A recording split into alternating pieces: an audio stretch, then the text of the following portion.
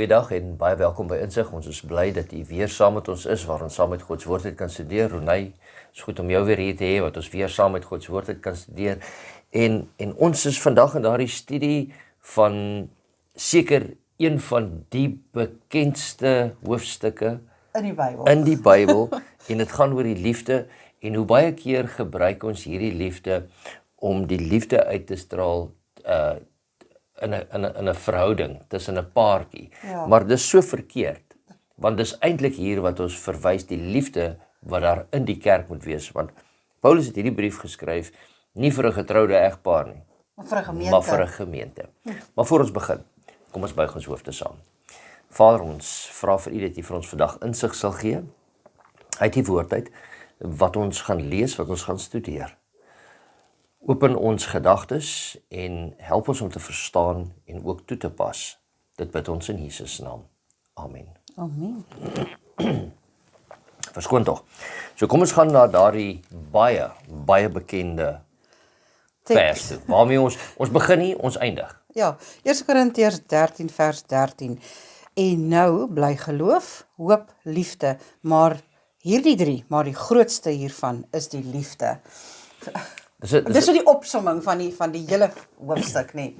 Ja, en wanneer ons kyk, dan weet ons daar's verskillende tipes liefdes in die Grieks wat na vore kom, en ons weet die liefde van God is die agape liefde, die onvoorwaardelike liefde. Maak nie saak wat die een aan die ander party doen nie, daar is liefde wat daaroor gaan. En dit is wat ons hier sê, en dit sê die liefde sal oorbly.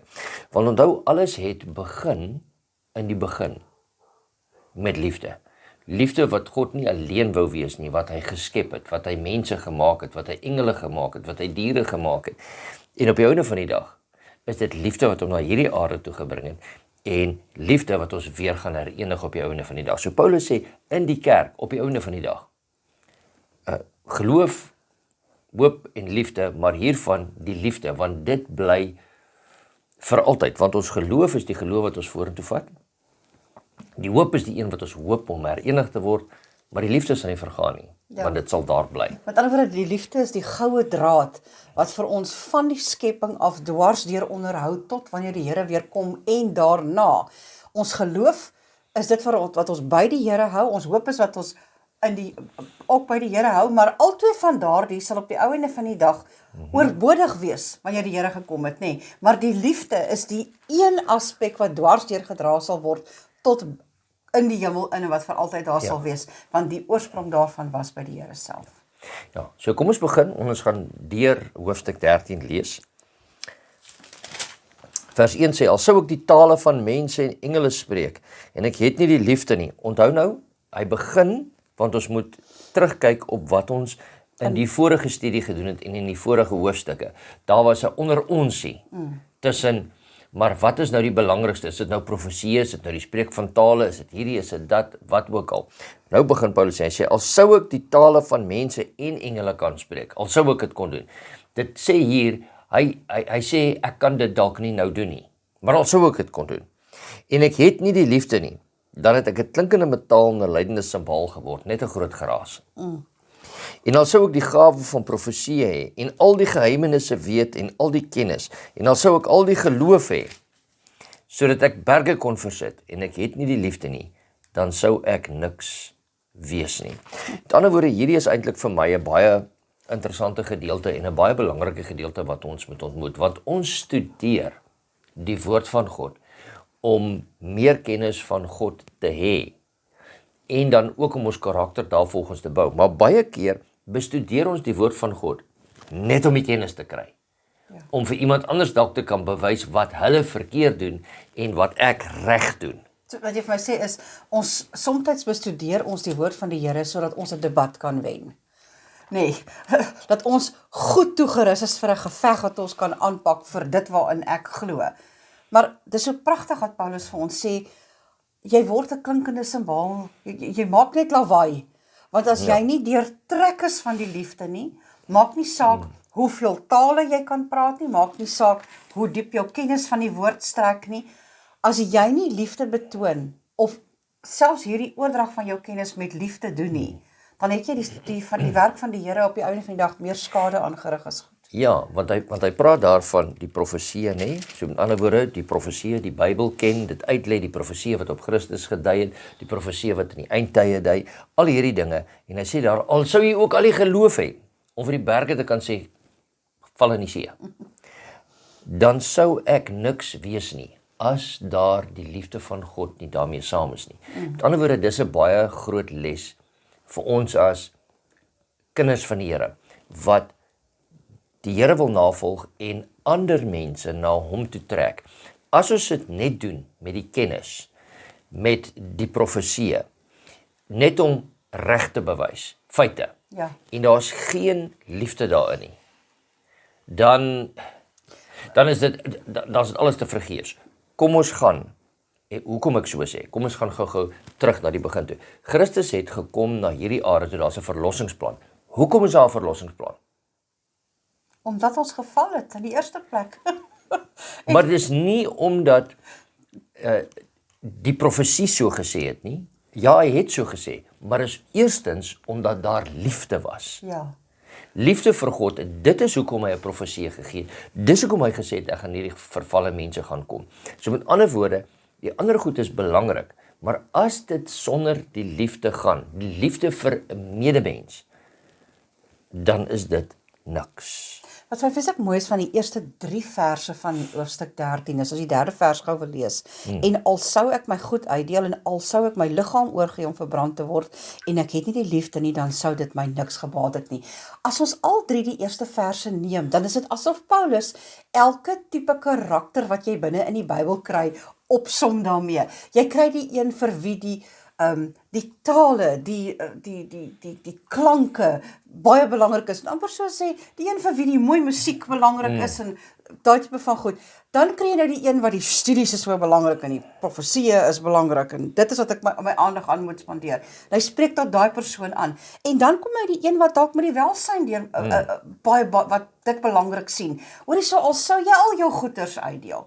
En hoorie, so dan kry jy ook die een wat sê ek sal vir die Here staan al moet ek sterf vir hom. Hy vat tot daai karakter ook. Dis asof hy elke tipe karakter wat jy in die kerk van daardie tyd gekry het, en as ons baie eerlik is dit maar die karakters wat jy in ons kerke ook kry, en hy sê vir hulle, maak nie saak watter gedeelte van die kerk vir jou belangrik is, en waar jy jou energie aan spandeer nie. As jy dit nie doen met liefde nie, dan het jy nie die verlossingsplan van die Here korrek verstaan nie. Ja, en het jy nog nie waarlik daardie oorgawe aan die Here gemaak. So net daarop is dit al klaar vir ons 'n groot les in vandag se studie, dat ons moet besef dat alles wat ons moet doen vir medemense, vir ander mense. En onthou, hier kom hy en ons het nou gepraat van ander mense en ons gewoonlik ons het so half gesuggereer dis mense buitekant die kerk. Maar onthou, Paulus het geskryf vir gemeentelede. Mense onder mekaar. En ek wil hê ons moet baie daarop konsentreer. Ja, ons moet die liefde vir buitekant hê, maar ons moet die liefde binne hê, soos wat Christus vir elkeen van ons het. So kom ons gaan aan, dan lees ons en dan begin ons vir dit wat die liefde wel is. So Paulus verdeel dit in 2 gedeeltes. Hy sê, dis wat liefde is, dis wat julle moet doen, en dis wat liefde nie is nie. So kom ons kyk, vers 4.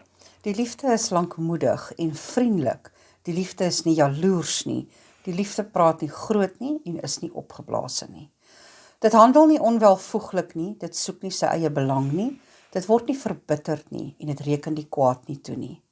Is nie bly oor die ongeregtigheid nie, maar is bly saam met die waarheid. Dit bedek alles, glo alles, hoop alles en verdra alles. Die liefde vergaan nimmer meer, maar profeseë, hulle sal tot niet gaan. Of tale, dit sal ophou, of kennis, dit sal tot niet gaan, want ons ken ten dele en ons profeteer ten dele, maar as die volmaakte gekom het, dan sal wat ten dele is tot niet gaan. Okay, kom ons gaan net eers tot daar, laat ons net na die eerste gedeelte gaan kyk. So kom ons trek hierdie goedjies bietjie uit mekaar uit, van vers 4 af, wat sê, die liefde is lankmoedig. Dis so 'n ou Afrikaanse woord, lankmoedig. Nou, ek weet lankmoedig is ons met ander woorde, jy moet moedig wees en jy moet moed hê, as ek hom nou kan uitmekaar uittrek, vir 'n lang tyd. Hoekom moet ons moed hê vir 'n lang tyd? Dit is byvoorbeeld as ek sukkel om met iemand oor die weg te kom. Weet jy, sommige mense is maklik om voor lief te wees. Ander mense is dit asof 'n mens daadwerklike poging moet aanwend om vir hulle lief te wees. Jy moet arbei om vir hulle lief te wees. Dis werk om vir hulle lief te wees. En dis belangrik dat Paulus dit sê. Lankmoedigheid, 'n ander woord is geduld. Dat met baie mense gaan jy geduldig moet wees. Liefde vir hulle gaan nie maklik kom nie, maar die Here verwag van jou om lankmoedig te wees teenoor 'n persoon. Ja, ek hou baie van die Engelse woord wat baie keer daar uitkom wat hulle gebruik op ander gedeelte van dit en dit sê long suffering. Met ander woorde, daai geduld, jy sal vir 'n lang tyd sal jy swaar kry. Kom ons gebruik nou maar daai woord, daai suffer, nê. Ja. Met ander woorde, ons moet met medebroers en medesusters moet ons geduld aan die dag lê. Of ons nou met mekaar saamstem of ons nie met mekaar saamstem nie. Hoe sê jy altyd, ons is nog aan hierdie kant van die hemel. Met ander woorde, ons moet probeer om hier met hulle oor die weg te kom. Dit beteken nie altyd my manier hoe ek iets insien en die kleur van die matte in die kerk wat ek wil hê, is dalk die regte nie. Kom ons wees lankmoedig met mekaar, want ons is nog aan hierdie kant, en ons moet eensgesindheid hê, sodat ons kan vorentoe gaan in die kerk van God. Absoluut. En dan interessant dat hy die twee so saam sit, lankmoedigheid en vriendelikheid, nie waar nie, nê. Hoe maklik is dit om so geïrriteerd te raak met 'n medebroer en suster in die kerk, dat my vriendelikheid later verdwyn. Dat ek nie meer 'n aangename mens is wat hulle aanbetref nie. Nee. Die volgende ene sê die liefde is nie jaloers nie. Dis interessant dat hy met kerkmense moet praat en sê liefde is nie jaloers nie, maar as ons net na hoofstuk 12 gekyk het wat ons verlede week oor gesels het, dan kom ons agter maar hier moes 'n jaloesie gewees het net oor die gawes wat die Here vir mense uitgedeel het. So duidelik was hier jaloesie onder mekaar oor wat ek doen in die kerk, my posisie in die kerk, jou posisie in die kerk, myne is belangriker, jou is nie so belangrik nie, of ek sal graag joune wil hê en hoekom is daai persoon nou gekies en ek is nie gekies nie. Klink dit so 'n bietjie half bekend of dit lyk mos nie net Korinte wat daarmee gesukkel het nie. Ons het ook maar so 'n bietjie daarmee gesukkel. Die liefde praat nie groot nie en dit is nie opgeblaase nie. Ja, met ander woorde, hierdie ene is van ek weet ons praat baie nou sê ek dit self ook. Ek weet, want dit gaan oor ek het dit gedoen, ek het dat gedoen, ek het so gemaak. En baie keer is dit omdat ons taal so is dat ons dit so moet stel. Maar baie keer, hierdie gaan nie net oor die woord nie, ek nie. Dit gaan oor die houding. Ek. En alles gaan oor my, dat ek net groot praat, dat ek dink ek is beter as ander mense. Ja. En is nie opgeblaas nie. Met ander woorde, ek sou daai ene net vertaal as, moenie 'n groot kop kry nie. Ja. Jy weet in plain Afrikaans. Moenie jouself op 'n troontjie sit bokant ander mense nie. Handel nie onwelvoeglik nie. Sjoe, dit is so al vir mense moet sê, maar dit praat hy regtig met kerkmense hierso. Maar as ons 'n paar hoofstukke terug gaan, dan kom ons agter hy het met hulle gepraat oor hoe reerdery in die kerk. 'n Persoon wat by sy skoonma slaap. Ek wil amper sê ons het half in daai oomblik het ons gesê praat hy regtig met kerkmense hierso kon dit so erg gewees het in die kerk van Korinte, maar weet jy wat, die egskeidingssyfer vandag binne in die kerk is net so hoog soos buitekant die kerk. So ons sit met daadwerklike probleme, sondes wat in die buitewêreld is wat ons binne in die kerk net optel en dis hoekom hy so belangrik is dat hy sê handel nie onwelvoeglik nie in jou etiek nie in jou seksualiteit nie. Jy het 'n verantwoordelikheid teenoor die kerk en dit is te pragtig dat hy dit alles terugbring na liefde toe. Onthou, hierdie van handel nie onwelvoeglik nie, moet terugkom na dis 'n onliefdevolle manier hoe jy optree teenoor jou broers en jou susters. Ja, met ander woorde, hierdie onwelvoeglikheid soos jy daai gedeeltes wat jy daar gedoen het, maar dit gaan ook van partykeer onwelvoeglik, sal ek ook sien in 'n kerkverband, byvoorbeeld ek ondermyn een van die ander amptenare wat in die kerk in is. leierskap staan, ja. Ek ondermyn iemand anders of ek begin dalk 'n roemer versprei Dis kinderstorie. van iemand anders. Dit handel nie onwelvoeglik nie. Met ander woorde, kom ons tree op soos wat ander mense ons wil hê hulle teenoor ons moet optree. En hy soek nie sy eie belang nie. En word nie verbitterd nie, reken nie kwaad nie toe nie. Ek dink ons kan daai drie saam hanteer. Soek nie sy eie belang nie. Met ander woorde, dit gaan nie oor hoeveel keer en nou wil ek dalk heeltemal by iets anders uitkom en sê, hoeveel keer kom ons by die kerk aan en as ons by mense by hulle huise aankom of na die kerk en sê, maar ek kry niks uit die kerk uit nie. Die kerk doen niks vir my nie. Waaroor gaan dit? Ek soek nou my eie belang. En hoeveel keer sê ons vir mense, maar wat beteken jy vir iemand anders? En ek dink, as ons elkeen kerk toe gaan en by die gemeenskap van die heiliges uitkom en ons stel 'n ander persoon eerste en ons sê, maar wat kan ek vandag vir iemand anders beteken? As ek dit sê en jy sê dit en almal van ons sê dit, dan gaan ons mekaar se belange eerste opstel. So met ander woorde, ons soek nie ons eie belang nie, maar soek die belang van my medebroer, my medesuster om dit eerste te stel. En ek dink baie keer skiet ons daarin tekort. Ja, ek dink ons eerste plek besef die kerk is nie 'n kompetisie nie. Jy's nie hier in 'n klub by betrokke waar die een teen die ander ene moet kompeteer vir 'n prys aan die einde van die dag nie. Die Here het vir elkeen kom sterf. En dit is interessant dat hy in hierdie vers sê, dit soek nie sy eie belang nie, en dit is nie verbitterd nie, en dit reken die kwaad nie toe nie. Dis asof daar 'n agteruitgangsproses is. Ek soek my eie belang, met ander woorde, ek wil myself ophef hier.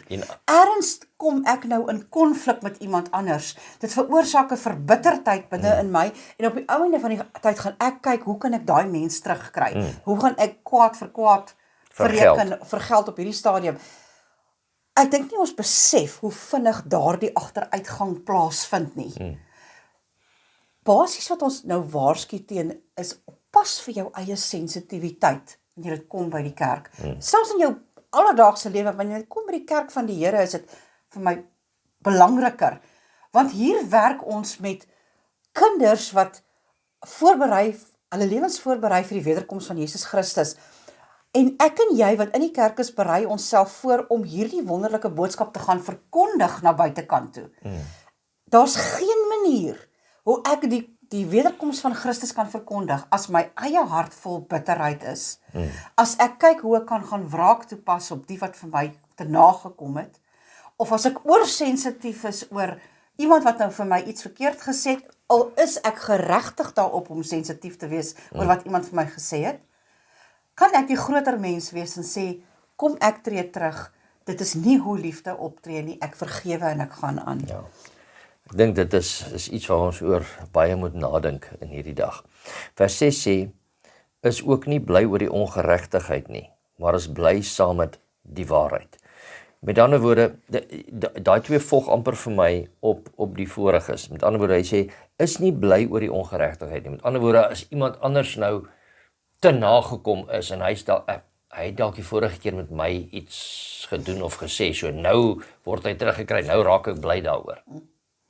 Ek sou dit aan twee kante toe vat, hierdie vers, is nie bly oor die ongeregtigheid nie, sê ook vir my, dat wanneer daar dinge in die kerk is wat verkeerd is, dat ek moet praat daaroor, met liefde, nie waar nie, want ek het waarheid lief. Ja. So as ek agterkom, hier is iets in die kerk wat verkondig word, wat 'n ongeregtige situasie is, of wat nie reg is volgens die woord nie, ek moet optree, maar omdat ek lief is vir die waarheid, maar ek moet dit doen in so 'n mate van liefde, dat ek nie die siel verloor nie, maar die siel wen.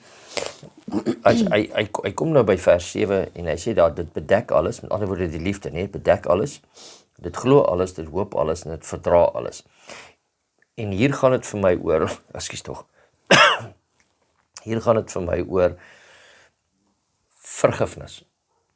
As ek sien, dit bedek alles. Met ander woorde, weet jy wat, ek gaan nie oor iemand anders se probleme of vir dit wat hulle gesê het weer oordra nie. Ek vergewe hom, ek het liefde daaroor dat ek nie daaroor gaan praat nie, dat ek dit nie gaan uitpraat nie, dat ek nie iemand gaan sleg sê nie, beswadder nie.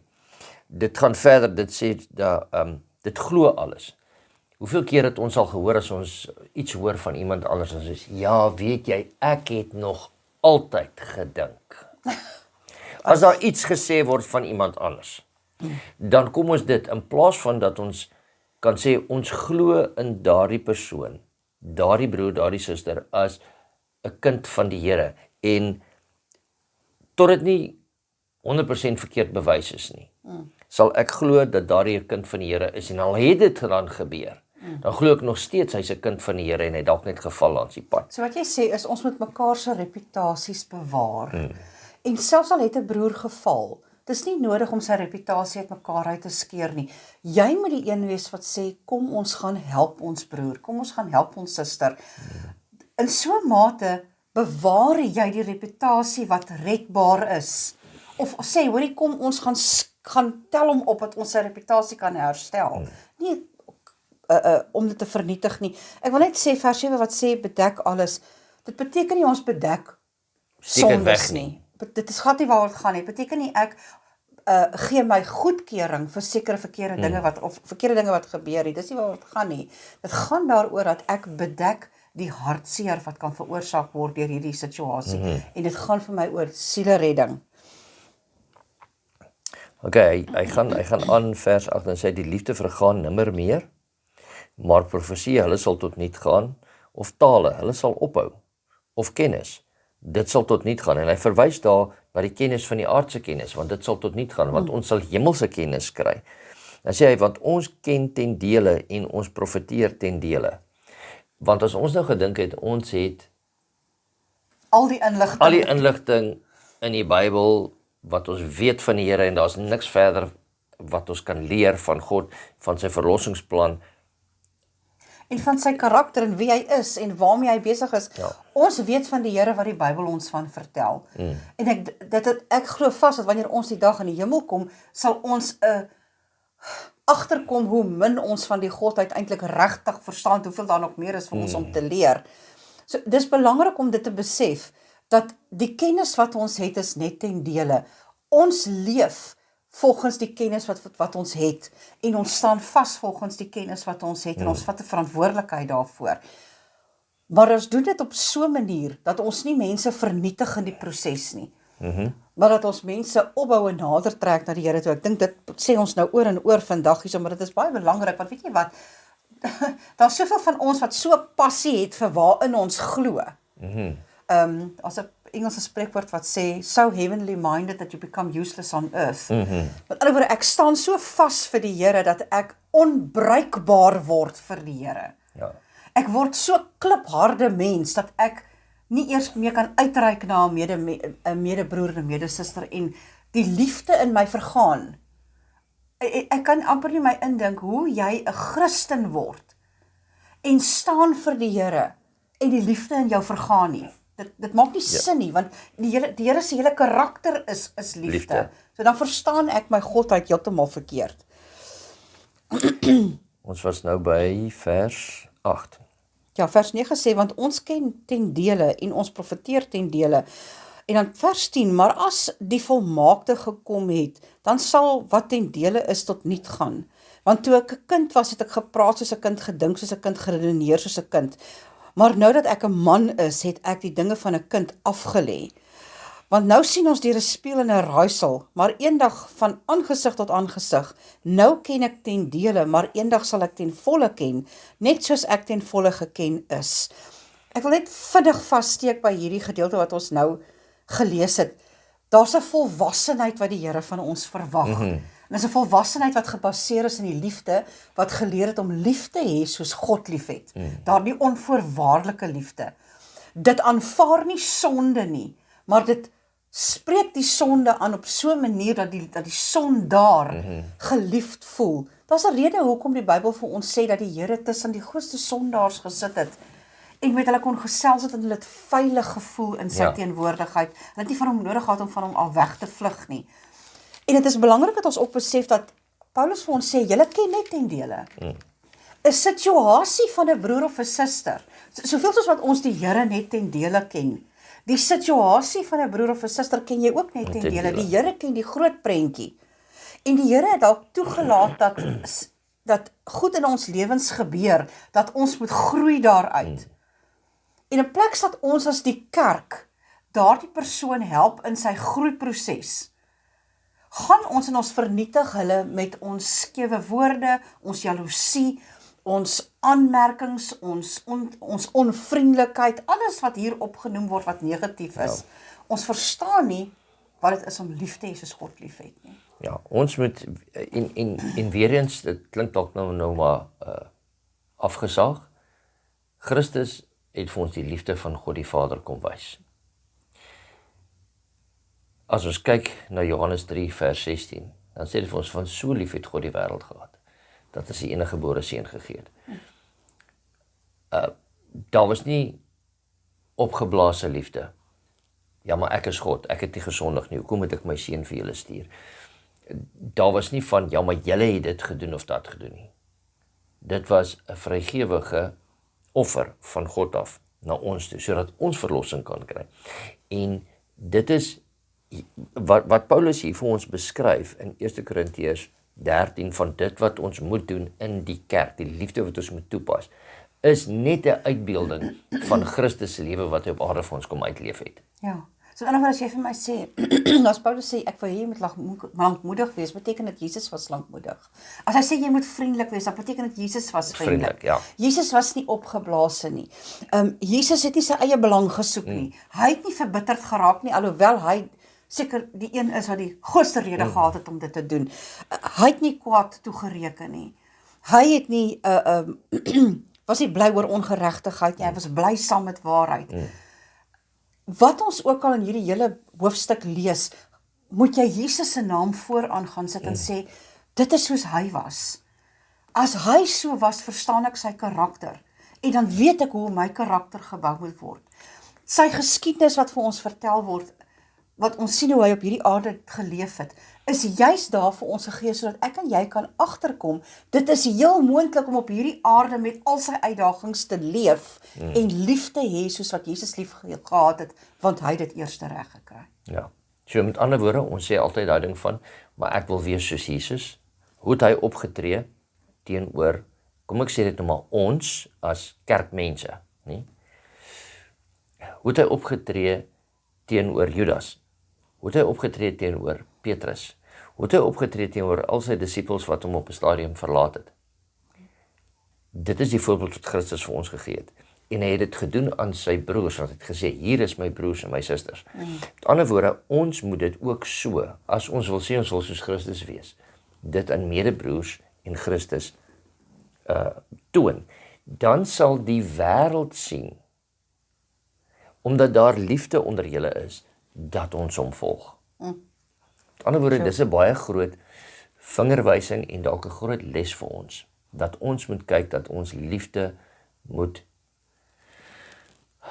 laat groei, laat floreer, ek probeer nou dink aan soos in 'n tuin, ons moet dit bewerk. Ja. Nie net dit laat maar van self laat gebeur nie, ons moet daaraan werk om dit te laat groei. Ek dink jy het 'n baie belangrike konsep nou aangeraak. Liefde kom soms, soos ons aan die begin gesê het, nie van self nie. Liefde is 'n werkwoord, wat beteken dat soms gaan jy moet dit kultiveer. Dis dalk nie vir jou en vir my maklik om lief te hê nie, of om liefde te toon nie. Ja. Dalk het daar soveel goed in ons lewens al gebeur, wat veroorsaak het dat die liefde in ons gekwyts is, dat ons getaan het in ons liefde. Dis vir ons moeilik om te lief te hê, want ons het al verleer hoe om mense te vertrou. Maar ek wil terugkom na daai konsep wat jy genoem het, waar jy sê, mense kom na ons en hulle sê, ek gaan nie meer kerk toe nie, want ek kry niks uit die kerk uit nie. Daai woorde praat van 'n mens wat gewond is, wat gekwyts is, mense wat sê, maar ek vertrou nie meer nie, daarom kan ek nie meer liefde gee nie. Die grootste tree wat jy kan gee is om terug te gaan kerk, want onthou hierdie, as jy gesê het, hierdie praat van die kerk. Om terug te gaan kerk toe en te sê, Here, help my lief hê soos wat U lief het. Ek wil na U huis toe gaan om te gaan sien, wat kan ek daar vir iemand gaan beteken, nie net wat kan ek uit U kerk vir myself kry. Ja. En dan eindig ons af met die heel laaste ene, so waarmee ons begin het. En nou bly geloof, hoop en liefde. Hierdie drie, maar die grootste hiervan is die liefde. En ek hoop by die huis, soos ons hier in die ateljee, het weer eens besef dat liefde is op die einde van die dag dit wat ons gaan deurtrek. Ja. Dit is die enigste iets wat ons by ons gaan hou.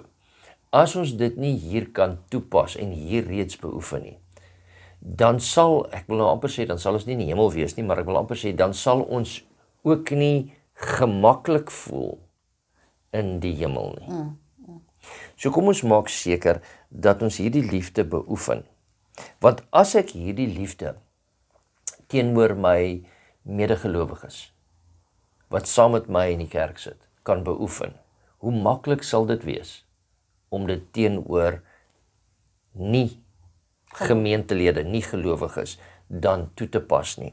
Want Christus het ook gesê, vir soveel as wat julle dit aan een van hierdie geringstes gedoen het, het julle dit aan my gedoen. So kom ons pas die liefde toe, sodat dit, as ons dit op ander mense toepas, dan bewys ons liefde aan Christus. Absoluut. Het was goed om saam met julle te wees. Renay, baie dankie dat jy hier weer saam met ons was in die ateljee. Sal jy vir ons afsluit met 'n gebed? Kom ons bid saam.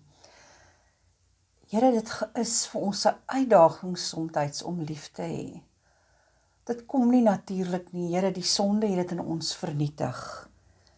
Maar vandag is ons grootste gebed, leer ons van vooraf lief hê soos wat U lief het. Laat ons met sagte oë na die wêreld kyk. Laat ons met sagte oë en sagte harte na ons medegelowiges kyk en na diegene na wie toe ons hierdie wonderlike boodskap moet bring. Net U kan dit weer vir ons herstel. Ons bid dit in U naam. Amen. Amen.